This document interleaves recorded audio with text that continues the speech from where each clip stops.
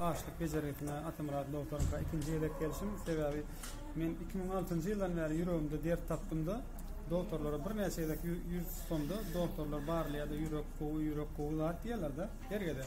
Niyer bilenler dediler onu kol aldım.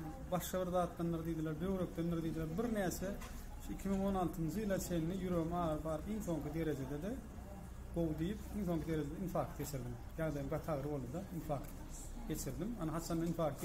Ondan sonra yine de bir neyse yedek kol alandan hiç soruşum ağrıyın ayrıp bilmedim vaatlayın ayrılayım. O kol alayamadım. Bir ay 2 ay sonra. Yeniden şu devamlı yit ağrılar benimle görüldü. Yürekte. Hasan'da şu doktorum salgısını alıp geldim, vaat ettim.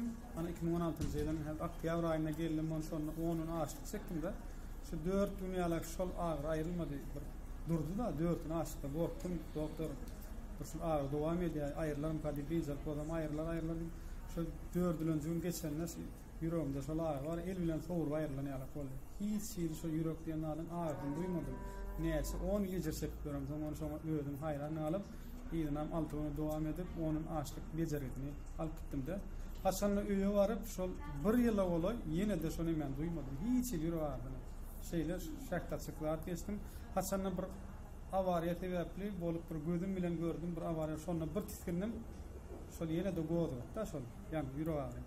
Odan yine gelen döner yürü vardı. Goğu. Odan doktor düşündürüyor da şu. Men kelbette korkaklıktanım mümkün şu yürü vardı. Tekel bir daha da yürek tiskiniyor da.